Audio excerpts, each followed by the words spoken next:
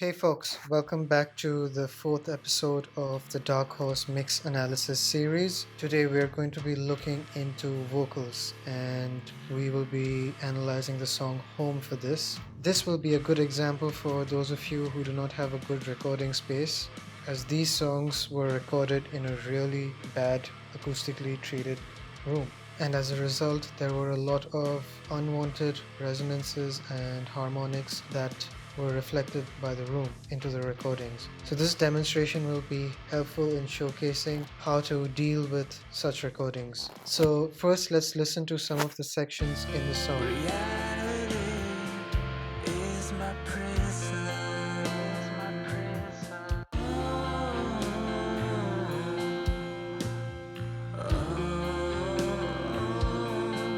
Without them I'm alone, taking comfort in the past. Didn't think it was gonna last.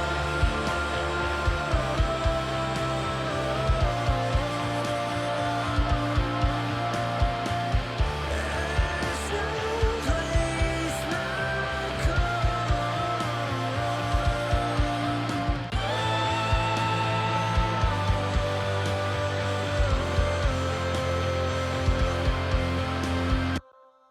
Okay, so first thing, the vocal tracks that you see here are already printed and committed. And what I mean by that is the vocal writing, that is making the levels and the dynamics somewhat consistent by either clip gain, compression, or volume automation, or all three. And in this case, it's all three. And also, I have added some saturation onto these tracks. And the type of saturation I used was the saturation from the Shep's omni-channel channel strip plugin. So you can choose whatever you want depending on your taste, but I chose the Shep's for this. So after clip gain adjustment, volume automation, compression or tracking compression with some added saturation, we have these tracks here in the session now. So there are two parts in this song, which is, I call it song A and song B. So for song A, I have these tracks. This is the main verse track. reality is my prison. And I have a secondary track here as well. You can call it home. So I have another track here. It is another take of the performance. And I call it a shadow track because it's very low in level compared to the others. I'm just adding a bit of body to the performance. Think of it like a slap delay, but it's not really a slap delay. And it's filtered. I've filtered out the top end. Then I have the stereo track here. So this stereo track is for the chorus sections, just giving some width to the choruses. And then I have a harmony track here. So these are my vocals, which were actually recorded on my mobile phone. So these are the tracks for song A. Now let's see what processing we have on them. Reality is my prison. So here we have a dynamic EQ, and I'm trying to control this band here. Reality is my prison.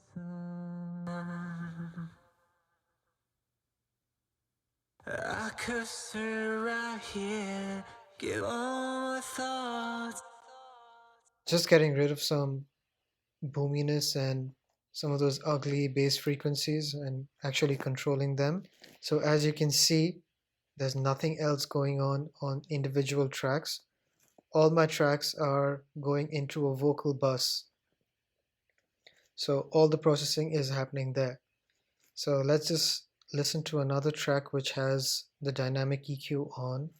So this is the final chorus, which happens during the scale change or the key change.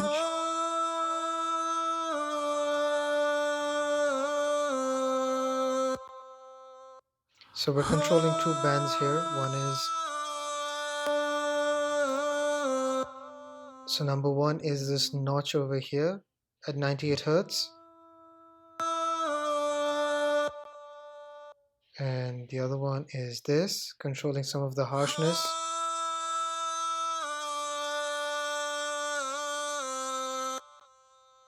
So I like to play a lot with saturation because I like color, I like character in my tracks. I'm not a fan of just plain crystal clear vocals, especially for a rock record.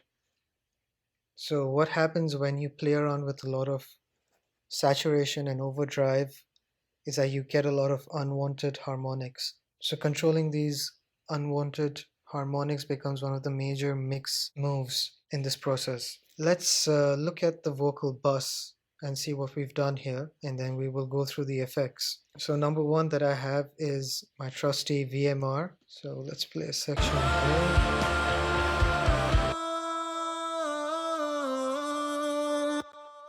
So I'm boosting some 1.3 kilohertz, cutting out some 900, around 980, and I'm actually boosting a lot of 240, so giving it a lot of body here.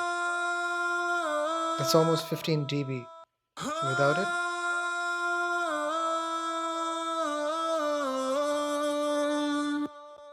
Okay, the second thing I have here is an 1176 style compressor at 50%.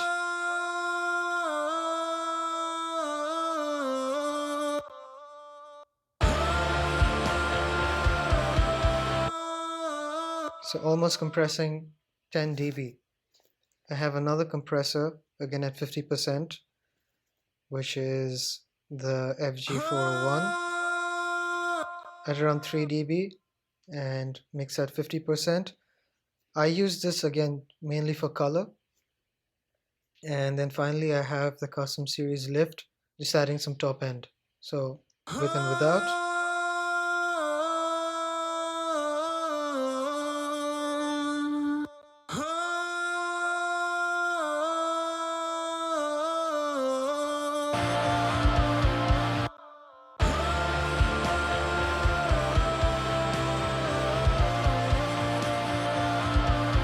A lot more presence in the mix.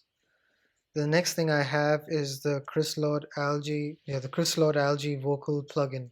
I like using this plugin because it gives the vocals a nice shine. So let me play it to you.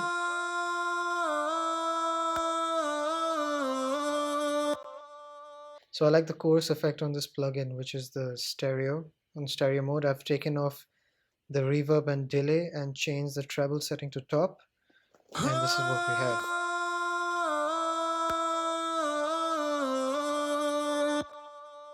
Okay, after that I have a de-esser.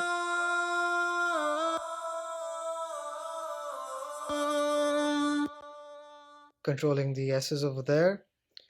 After that I have the dynamic EQ again. So the first band is at 165 Hertz.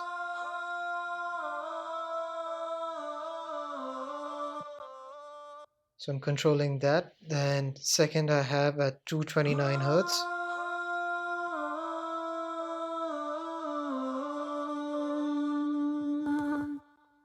And number three at around 1K.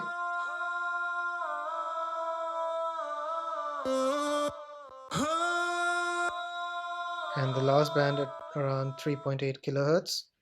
So again, this is a dynamic EQ. I'm not getting rid of the frequencies, just controlling them with the threshold point. So when a certain frequency band is too overpowering, the dynamic EQ is controlling that. And after that, I have another dynamic EQ again, just controlling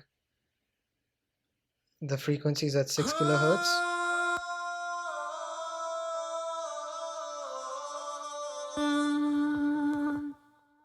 Okay, the next thing I have is a transient shaper. So when you play around with a lot of saturation and compression, you might end up getting a lot of aggressive vocals. Depending on the song, it may suit it or it may not. So in this case, it was a bit too aggressive for me. So I used a transient shaper to reduce the attack of the performance. so the vocals come in a bit smoother. So I have all the character and the color with all my processing, but not that same aggression.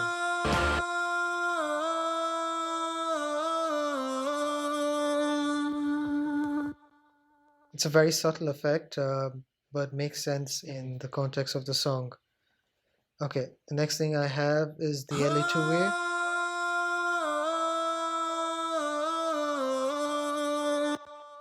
It's compressing around 2 kilohertz, and the LA2A gives a beautiful color as well.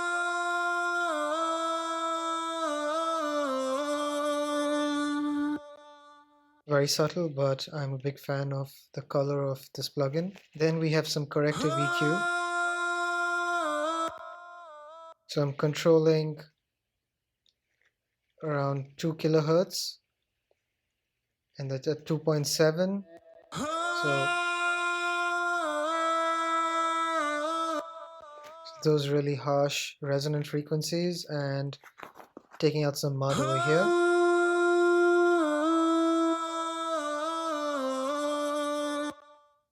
And then I have the SSL channel strip, where I'm filtering out 19 kilohertz, adding some 8K, 2 dB of 8K, and that's pretty much it.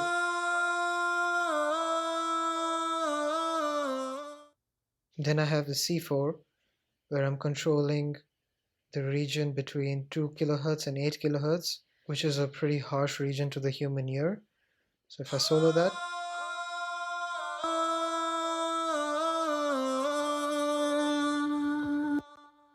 just a touch of compression so that that region doesn't stick out too much. So let's have a listen to the plugins engaged and disengaged. So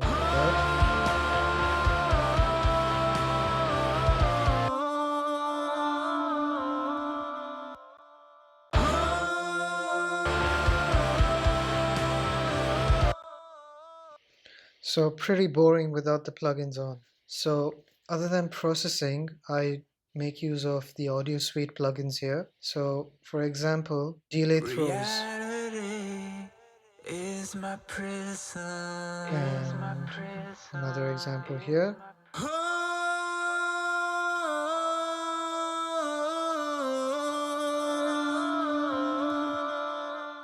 There's no place like home.